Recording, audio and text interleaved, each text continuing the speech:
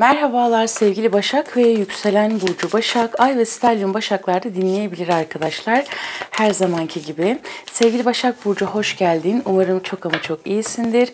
Bakalım senin için gelecek olan enerjiler nelerdir? Senin için olacak olan sarsıcı gelişmeler nedir diyorum. İlk kartımı alıyorum. Şimdi su olmusuyla başladık arkadaşlar. Direkt doyasıya mutlu olmak, yani mutlu olmak için tamamlanması gereken bir süreç neyse onun tamamlanması ile ilgili bir mesajdan bahsetti. Ve burada ailevi konulardan bahsediyor arkadaşlar. Şimdi bakalım. Şimdi burada sıkı bir mücadele var. Kendini koruma altına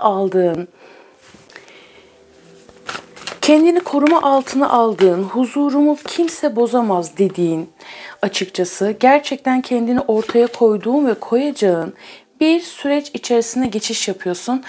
Fakat sevgili Başak Burcu, burada direkt gözüme çarpan şey şu arkadaşlar. Aile ya da aile gibi gördüğün kişiler, bunlar iş arkadaşların da olabilir, iş çevren de olabilir.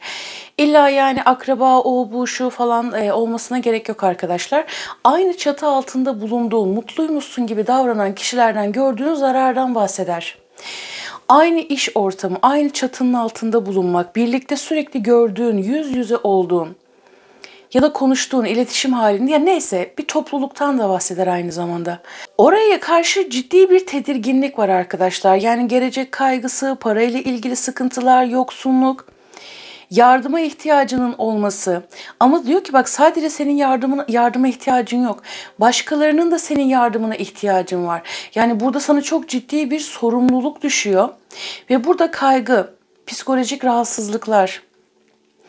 Arkadaşlar her an tedirgin olmak sevgili Başak Burcu.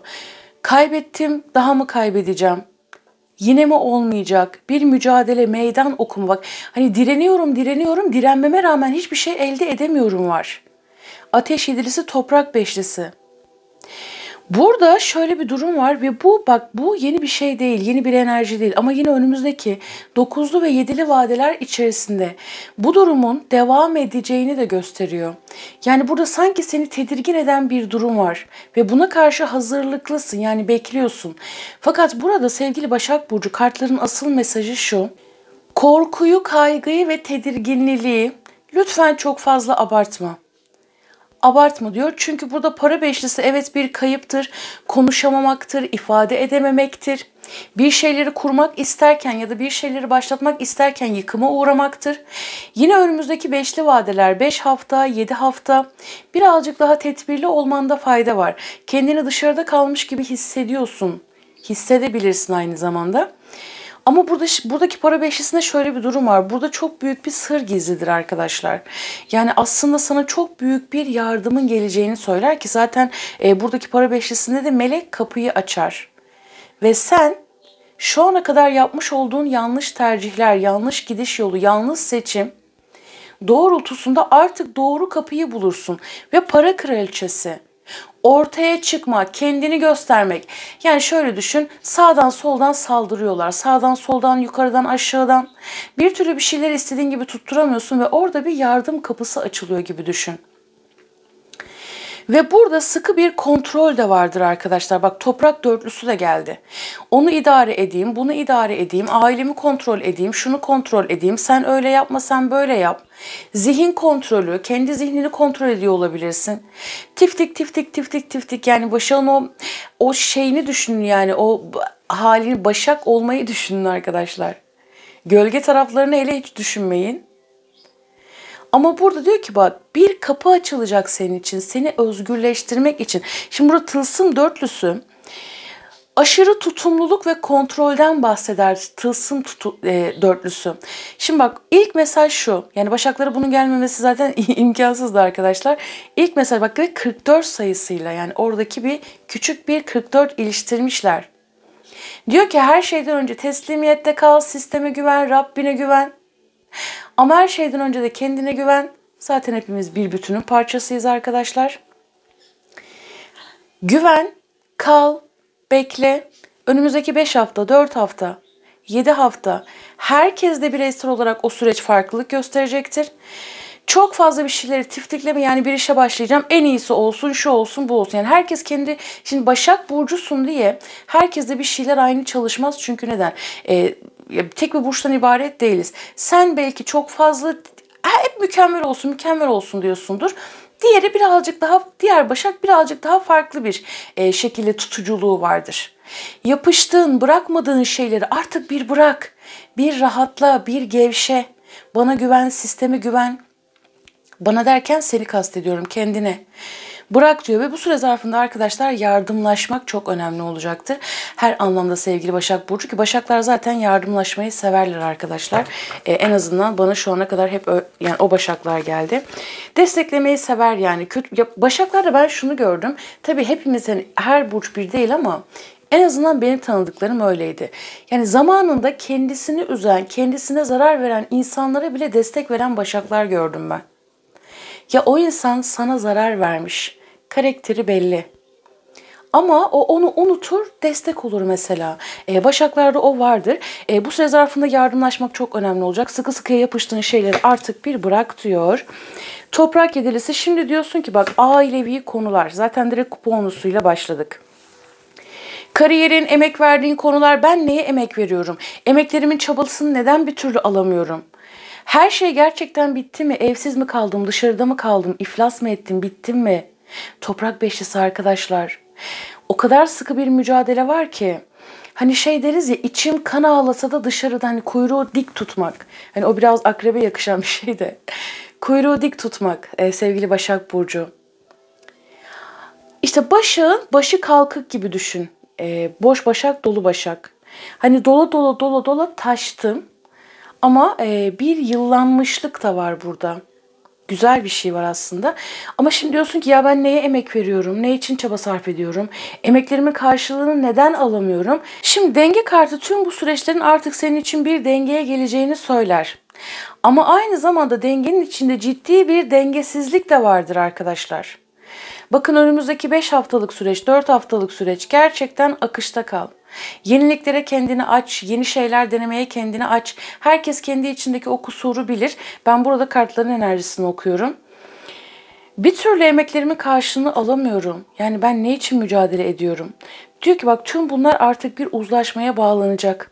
Bir ölçülülük gelecek, bir denge gelecek. Ama şu an için ciddi bir dengesizlik var. Hava kralı, bakalım.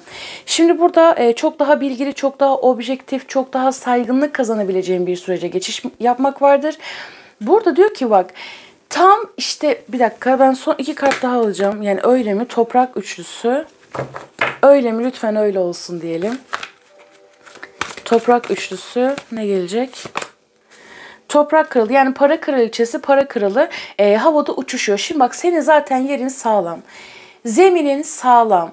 Altyapın sağlam sevgili Başak Burcu. Ve burada artık işbirliklerine gideceksin. Kaybettiğin saygınlık ya da bir sürü emek verdin, bu boşa mı gitti? Aşk hayatın olsun, kariyer hayatın olsun, pek çok konu.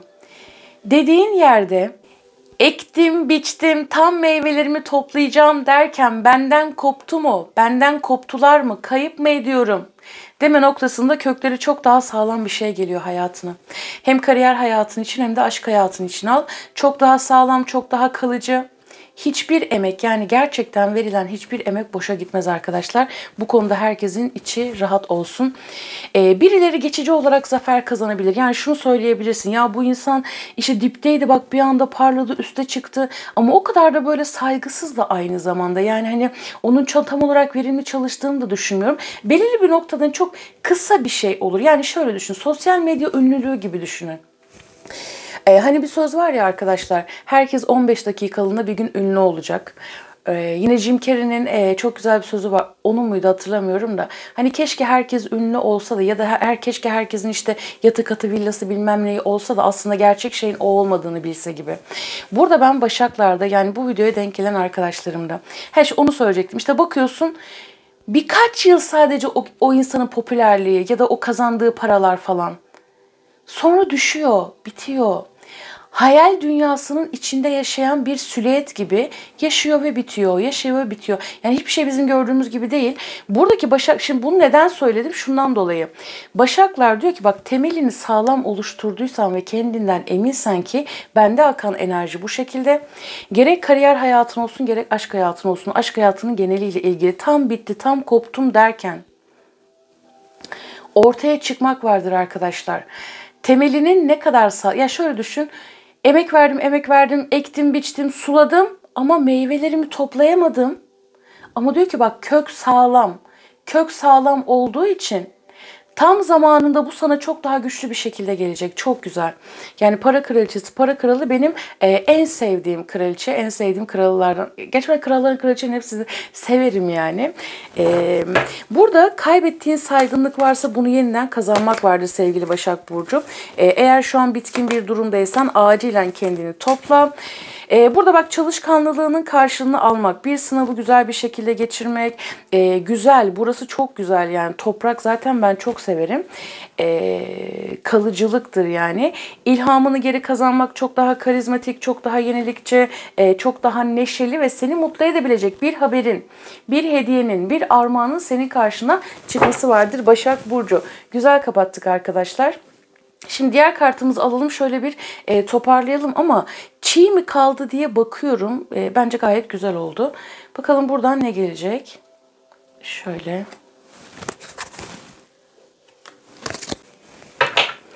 Şimdi burada kartların bir diğer mesajı da şu. Erteleme gibi bir huy edindiysen öncelikle bunu erteleme.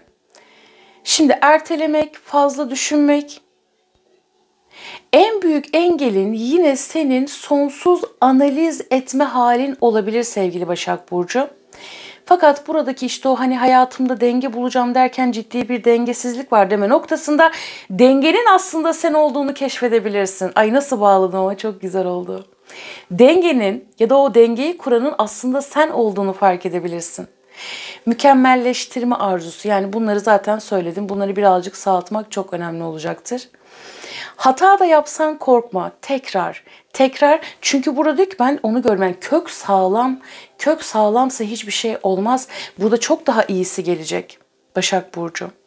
En doğru mevsimde ve en doğru zamanda. Belki de senin mevsiminde. Başak Burcu senin mevsiminde belki de.